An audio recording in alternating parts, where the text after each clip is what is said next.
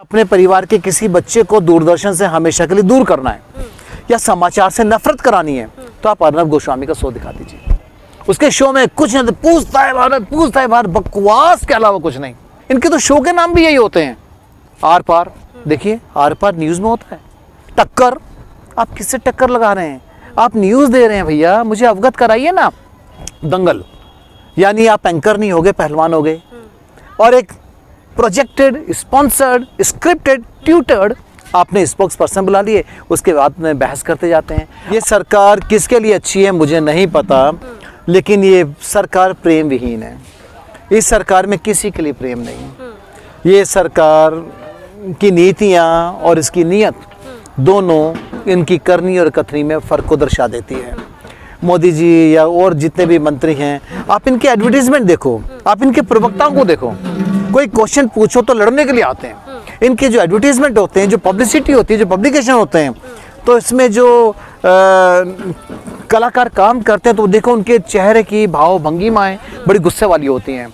हमारे साथ अशोक जी हैं जो दिल्ली हाई कोर्ट के एडवोकेट हैं। वो बताएंगे दिशा रवि का पूरा मामला, जिस तरीके से दिशा रवि को आज जमानत मिल गई, हम उस मामले में बात करेंगे। सर, आज दिशा रवि को जमानत मिल गई जी, तो आपको क्या लगता है, जैसे टूल किट मामले में लोगों को समझ में भी नहीं आ रहा टूल किट का क्या मामला था, क्या है, आज कैसे जमानत मिल गई इतना गर्म मामले, तो थोड़ा सा बताएंगे। देखिए, मैं बता दूं कि टूल किट है क्या। जैसे हमारे राकेश जी हमेशा कहते हैं कि हमने तो एक सिर्फ टूल किट सुना था, ट्रैक्टर में होती है, गाड़ी में होती है, कार में होती है। ये टूल किट आजकल सोशल मीडिया का ज़माना है। सोशल मीडिया में मेरे बहुत सारे अकाउंट्स हैं, मेरे व्हाट्सएप पर अकाउंट हैं, मेरे ईमेल आईडीज़ हैं, मेरे लिंक्डइन पर हैं, इंस्टाग्राम है, बहुत सारे हैं। आप ट्विटर अकाउंट है।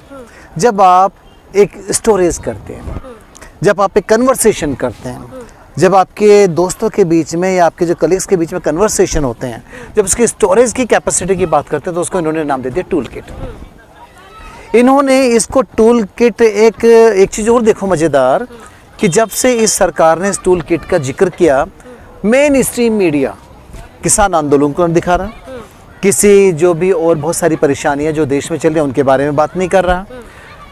सिर्फ टूल किट, टूल किट में दिशा रवि पकड़ी गई, टूल किट में ग्रेटा का ये हो गया, ये अंतर्राष्ट्रीय गिरोह है जो काम कर रहा है, अंतर्राष्ट्रीय साजिश है देश के लिए।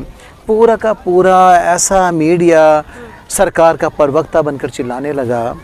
और टूल किट में उसकी जो कन्वर्सेशन अगर मैं देखता हूँ तो ग्रेटा क्या है, एक एनवायरमेंटलिस्ट है। एक एनवायरमेंटलिस्ट होने के नाते अगर वो विश्व में पर्यावरण को साफ सुथरा बनाने की कोशिश कर रही है तो इसमें ग्रेटा का क्या रोल है? दिशा ने, उसके एक मेंबर है, आप भी मेंबर हो सकती हैं, मैं भी हो सकता हूँ।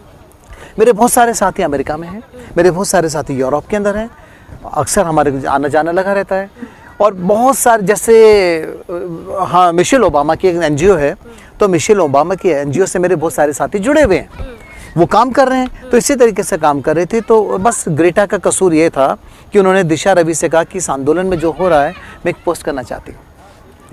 दिशा समझती है कि भारत की 21 साल की लड़की है, पता नहीं इस सरकार को उस 21 साल की प्यारी सी लड़की से क्या खतरा हो गया। तो दिशा ने कहा नहीं, अभी मत डालिए क्योंकि माहौल थोड़ा ख़राब है, क्योंकि वो जानती है कैसे मानसिकता के लोग हैं। बस इतना कन्वर्सेशन चल रहा है कि चलो ठीक है, आप इसे पोस्ट करो, हम आपकी आइडेंटिटी को थोड़ा छिपा कर रखेंगे।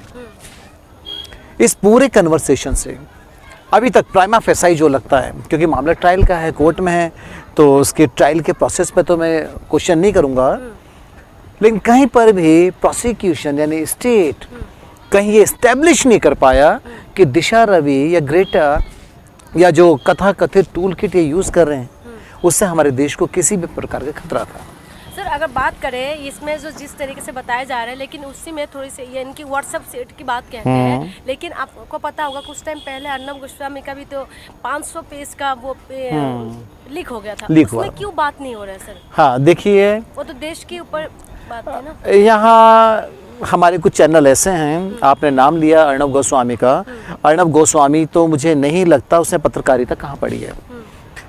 अगर आपको डरना है या अपने परिवार के किसी बच्चे को दूरदर्शन से हमेशा के लिए दूर करना है या समाचार से नफरत करानी है तो आप अर्नब गोस्वामी का शो दिखा दीजिए। उसके शो में कुछ नहीं, पूछता है भारत, बकवास के अलावा कुछ नहीं। एक क्वेश्चन नहीं होता। अब न्यूज़ का जो तरीका होता था, जो पत्रकारिता का तरीका था होता था, बिल्कुल ख़त्म हो गए। इनके तो शो के नाम भी यही होते हैं, आर पार। देखिए आर पार न्यूज़ में होता है। टक्कर, आप किससे टक्कर लगा रहे हैं? आप न्यूज़ दे रहे हैं भैया, मुझे अवगत कराइए ना। दंगल, यानी आप एंकर नहीं हो गए, पहलवान हो गए। और एक प्रोजेक्टेड, स्पॉन्सर्ड, स्क्रिप्टेड, ट्यूटर्ड आपने स्पोक्स पर्सन बुला लिए, उसके बाद में बहस करते जाते हैं। अब रही अर्नब गोस्वामी की उस 500 पेज की लीकेज की। अर्नब गोस्वामी को मैं कभी देशभक्त नहीं मानता। अर्नब गोस्वामी ने सुशांत सिंह राजपूत केस में जो आडंबर, जो ड्रामा करके रखा, और मुझे कहने में कोई आपत्ति नहीं कि बिहार के कथाकथित पार्टी के नेता जिस तरीके से शामिल हुए अर्नब गोस्वामी के साथ मिलकर, वो देश का पहला दुर्भाग्य था। सरकार को इनिशिएट किया कि भाई बंद कर देना चाहिए था। अर्नब गोस्वामी ने कंगना रनौत को राष्ट्र का प्रतीक बना दिया। अर्नब गोस्वामी एक ऐसी गलत फहमी में जीता है, उसको लगता है कि उसके चैनल पर बैठकर वो जिस नेता की, जिस अभिनेता की, जिस प्रवक्ता की बात करेगा वो राष्ट्रभक्त होगा। आज मैं खुद कई बार पूछ चुका हूं अपने आदरणीय प्रधानमंत्री जी से, अपनी सरकार से, कि अर्नब गोस्वामी के मामले में इतने खामोश क्यों हैं? अर्नब गोस्वामी के मामले में कंगना रनौत जो नकली में महारानी लक्ष्मीबाई बनकर लकड़ी के घोड़े पर स्टूडियो में बैठकर तलवार लेकर तलवारबाजी करती हैं, और जो किसानों में, जो हमारे आंदोलन में एक महिंदर कौर पंजाब की महिला आती है तो उसको आप बिल्किस बानो बोलती हैं। आज कहाँ गई कंगना रनौत? आज कहाँ गए गिरिराज किशोर? बहुत ज़्यादा बातें करते थे किसी के ऊपर। यानी इस सरकार का एक मैं बताऊं कि एक उद्देश्य क्या है, एक ऑब्जेक्टिव चल रहा है कि आप राष्ट्र की द्रोह कहलाए जाओगे अगर आपने सरकार की किसी भी नीति का विरोध कर दिया। यानी सरकार का विरोध, राष्ट्र का विरोध इनकी परंपरा हो गई है। लेकिन अर्नब गोस्वामी जी, बता दूं कि आप बचेंगे तो नहीं, क्योंकि कानून किसी को नहीं छोड़ता। हाँ, आप थोड़े से हैं, बचे हुए हैं, आप कि किस विषय में है मैं नहीं जानता, पूरा संसार जानता है, लेकिन आपके ऊपर भी एक्शन होगा। सर, जैसे अभी दिशा रवि हो या अभी अर्नब की जिस तरीके से बात हो रहे हैं, हमारे देश में एक अहम मुद्दा यही है कि अभी हमारे देश में बहुत सारे ऐसा मुद्दा है, जैसे रोजगार नहीं है जी, है ना, रोजगार नहीं है लोगों के पास। उसके बाद भी कोरोना महामारी के पास लोग बहुत बेरोजगार हो गए हैं। उसके बाद भी नशा करने वालों की कमी भी नहीं है, बहुत ज़्यादा नशा हो रहा है। जैसे अभी मैंने आपको बताया कि एक रिपोर्ट भी यही कह रहा है कि इतना ज़्यादा धार्मिक स्थान है, ठीक है, 30 लाख से भी ज़्यादा धार्मिक स्थान है, लेकिन अपराध नहीं कम हो रहा है, ठीक है। शिक्षा की अगर बात करें तो 3 लाख से भी कम शिक्षा संस्था है। हॉस्पिटल की बात करें तो 1 लाख से भी कम हॉस्पिटल्स है हमारे देश के अंदर। तो हमारे देश में ये सारी चीज़ों में बहुत सारे मुद्दा है जिसमें ध्यान दे सकता है। आपको क्या लगता है, जैसे ये सारे मुद्दे को मीडिया जिस तरीके से दिखा रहे, क्यों ना इन सारे मुद्दों पे नशा, शिक्षा, इन सब में बात हो, हॉस्पिटल्स की बात हो, आपको क्या लगता है? बिल्कुल, देखिए, अगर मीडिया ये सारी चीज़ दिखाने लगेगा तो इसका मतलब है कि सरकार की उन नीतियों का विरोध करेगा जिसका वो ठीक से पालन नहीं कर रही। अगर ये मेन स्ट्रीम मीडिया इन सारी चीज़ों को दिखाएगा तो मीडिया की जो अपनी रोटियां सीख रही हैं, जो अपने अच्छे खासे पैकेट आ रहे हैं, जो सूटकेस आते हैं, और जो इनका हाई लेवल है स्टाइल ऑफ लिविंग, और हर तरीके से, क्योंकि आप पत्रकार हैं, अनुभव भी आप जानती हैं, तो सारी दुकानें बंद हो जाएंगी। इस सरकार की हमेशा जब प्रधानमंत्री जी बात करते हैं, मित्रों, बहनों, भाइयों, 70 साल, मजे की बात यह है इन 70 साल में 21 साल तो इन्हीं की सरकार थी, यानी कांग्रेस सरकार। जिस समय देश आज़ाद हुआ, आपको पता है, हम पढ़ाते हैं और पढ़ते आए हैं the condition of Indian economy on the eve of independence. सबसे बुरा हाल था हमारा। हमने पहले प्लान में ही जब 5 ईयर प्लान बनाए थे तो 80% अपना टोटल बजट का एग्रीकल्चर पे डाल दिया था। हमने सेकंड प्लान से बढ़ना शुरू कर दिया था। इनके पास विज़न नहीं है। इस पार्टी का मूल आधार जो बेस है वो सिर्फ हिंदुत्व है। हिंदू महासभा बनाई, क्यों बनाई? क्योंकि मुस्लिम लीग थी। मुझे एक बात बता दीजिए, फ्रीडम मूवमेंट में अभी आपने इंटरव्यू किया था जो हमारे स्वतंत्रता सेनानी थे, फ्रीडम स्ट्रगल के अंदर किसी भी एक ऐसे व्यक्ति का जो इस समय सत्ता में पार्टी है, किसी नेता का कोई पूर्वज प्रत्यक्ष या अप्रत्यक्ष रूप से फ्रीडम मूवमेंट में शामिल हुआ? फ्रीडम की जब बात कहते हैं तो मैं एक बात जनता को भी बताना चाहूँगी, क्योंकि सबको पता भी है रानी लक्ष्मीबाई की, जैसे अभी कंगना रनावत अपने आप में रानी लक्ष्मीबाई को बताते हैं, लेकिन जो अगर रानी लक्ष्मीबाई की अगर हिस्ट्री हम देखते हैं तो आपको पता होगा कि जलकारी बाई भी उनके साथ में बराबरी में थे। अगर गौस खान की बात करें तो गौस खान भी उनके साथ थे। क्या थे वो? मुसलमान भी थे, दलित थे, है ना, सब एक साथ मिल के हमारे देश को आज़ाद किया। लेकिन आज जो रानी लक्ष्मीबाई कथित तौर पे अपने आप को बनते हैं, लेकिन आप ये देखिए कि उसमें वो प्यार, वो मोहब्बत जो रानी लक्ष्मीबाई के अंदर, उन्होंने ऐसा सपना तो नहीं देखा होगा, तो रानी लक्ष्मीबाई की वो आदर्श को हम क्यों नहीं लेते सर? देखिए, प्रेम तो इस सरकार के पास नहीं है। ये सरकार किसके लिए अच्छी है मुझे नहीं पता, लेकिन ये सरकार प्रेम विहीन है। इस सरकार में किसी के लिए प्रेम नहीं। ये सरकार की नीतियाँ और इसकी नीयत दोनों इनकी करनी और कथनी में फ़र्क को दर्शा देती है। मोदी जी या और जितने भी मंत्री हैं, आप इनके एडवर्टीजमेंट देखो, आप इनके प्रवक्ताओं को देखो, कोई क्वेश्चन पूछो तो लड़ने के लिए आते हैं। इनके जो एडवर्टीजमेंट होते हैं, जो पब्लिसिटी होती है, जो पब्लिकेशन होते हैं, तो इसमें जो कलाकार काम करते हैं तो देखो उनके चेहरे की भाव भंगिमाएँ बड़ी गुस्से वाली होती हैं। ऐसा लगता है जैसे प्रेम नहीं डराने के लिए आए हुए हैं। जब कोई कार्यकर्ता बीजेपी का निकलता है या इनके जो दूसरे संगठन है तो एक डर का माहौल होता है, प्रेम का माहौल नहीं होता। और प्रेम तो अभी जैसे बड़े दुर्भाग्य से मैं कहूँ, एक छोटा सा एग्जांपल, रिंकू शर्मा कांड हुआ है दिल्ली के अंदर। रिंकू शर्मा का जो हत्या हुई बिल्कुल निंदनीय है, इसकी कोई प्रशंसा नहीं कर सकता, और जो दोषी हैं उनको सजा मिलेगी और मिलनी भी चाहिए। लेकिन कुछ दल के कार्यकर्ता जो हमारे एक्यूज्ड हैं उनके घरों पर जाके पथराव करते हैं, उनको मारने की कोशिश करते हैं। ये आपको कौन सा प्यार या कौन सा कानून आज्ञा देता है?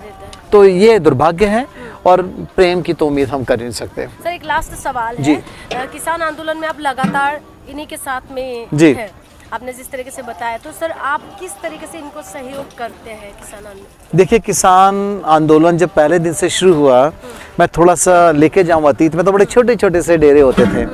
आपने देखा हमारे गाजीपुर पुल के नीचे अब तो पूरा भरा हुआ है। मैं बोलूँगा माशाअल्लाह भरा हुआ है। मेरा नाम अशोक कुमार है, लेकिन मेरी पढ़ाई कुछ ऐसे रही क्योंकि मैंने उर्दू को भी पढ़ा, और बचपन से जो हम बुआ बोलते थे, हमारी बंगाली बुआ थी, तो बुआ के साथ पलते गए, तो माहौल थोड़ा ऐसा रहा। तो 2-4 डेरे हुआ करते थे।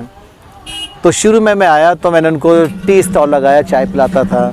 फिर लोग बढ़े तो अपना कारवां थोड़ा सा और बढ़ गया। फिर एक बार मैंने लंगर लगाया। फिर सर्दियां आ गई, सर्दियों में कंबल बांटे। फिर अपने मुजफ्फरनगर, बागपत, बड़ौत, मेरठ के लोगों के बीच में आके बैठने लगा। बैठता तो उनको भी परिवार जैसा लगा, मुझे ही परिवार जैसा लगा। फिर मुझे लगा कि हाँ, इनको और बहुत सारी आवश्यकताएं हैं, तो मैं अपनी पूरी लीगल टीम को यहाँ लेकर आया। जब मैं लीगल टीम को लेकर आया तो ये सारी घटनाएं घटती चली गई। समय बीतता गया, एक एक पल बीता। पल बीत रहे थे लेकिन रिश्ते मजबूत हो रहे थे। तो ये आंदोलन का ये स्थल, मैं आपको विश्वास के साथ कह सकता हूँ, अब ये आंदोलन का स्थल नहीं है, एक छोटा सा गाँव हो गया है। ये हमारा फौजियों का मोहल्ला है। नीचे जाएंगे तो मुजफ्फरनगर का मोहल्ला है, ऊपर जाएंगे तो रामनगर वालों का मोहल्ला है। और हर जगह आपको चाय की स्टॉल, खाने की स्टॉल, सारे बहुत बहुत प्रेम के साथ यहाँ पर आपको प्रेम मिलेगा। तो पूरी सपोर्ट, लीगल सपोर्ट, मैंने कहा था राकेश जी, पूरी लीगल सपोर्ट, कानूनी सपोर्ट। जो भी दुर्घटना 26 तारीख को हुई, मेरी नज़रों में उससे गंदा कार्य नहीं हो सकता, क्योंकि देश की अस्मिता के ऊपर आक्रमण बर्दाश्त नहीं है, वो कोई भी हो। लाल किला हमारी शान है। वहाँ जो निशान साहिब लगाया, इन्होंने तो प्रचार किया कि उन्होंने तिरंगे को हटाया, निशान साहिब लगाया। नहीं, तिरंगा नहीं हटा, निशान साहिब लगाया, उसकी कोई प्रशंसा नहीं कर सकता। उस बहुत निंदनीय कार्य था, और उसके कारण एक शरीफ मासूम किसान जो अपने आंदोलनरत था, जो अपने लक्ष्य के लिए लड़ रहा था, जी रहा था, वो बदनाम हो गया। वो बदनामी एक धब्बा सा लगी जिसमें हमारा कोई कसूर नहीं, मेरे किसान भाई का कसूर नहीं। कौन लोग थे, वो ट्रायल का मामला है, ट्रायल चलेगा, लेकिन सबको पता है, कथा कथित जग जाहिर है कि वो उन्हीं लोगों के साथ थे। फिर 28 तारीख की घटना, मैं घर पर बैठा था, मेरा घर कौशाम्बी में पास में ही है, तो 7:30-8 बज रहे थे, और राकेश भाई बोलते बोलते रो गए। जब राकेश भाई बोलते बोलते रोए, मैं खाना नहीं खा पाया, मैंने कहा कि मैं सीधा वहाँ आंदोलन में जा रहा हूँ। बहुत मुश्किल से पुलिस से पूरी बैरिकेडिंग करी गई थी और दुर्घटना थी या फिर कुछ गुजर समाज के लोग जो बीजेपी के गुंडे थे, मैं उनको गुंडा बोलूँगा, आकर पुलिस के साथ मिलकर मारने की कोशिश करते रहे, धमकाया, गाली गलौज की, उग्रवादी, आतंकवादी, राकेश को मतलब इतना गाली दी। तो वहाँ से जब आंदोलन बदला तो सरकार की, अब बिल्कुल सही बात है कि प्रशासन अपना काम करेगा, कानून अपना काम करेगा, जो हमारे मासूम, मैं मासूम इंटेंशनली बोल रहा हूँ, क्योंकि जब तक कोर्ट आपको साबित ना कर दे कि आप दोषी हैं, आप मासूम हैं। तो जब मेरे मासूम किसानों को, किसान के बच्चों को, मेरे युवाओं को इन्होंने अपने नोटिस में, अपने कानूनी दायरे में फंसाने की कोशिश की, फंसाने भी क्या, उनको लगता है कि ऐसा है तो अपना प्रोसेस करें।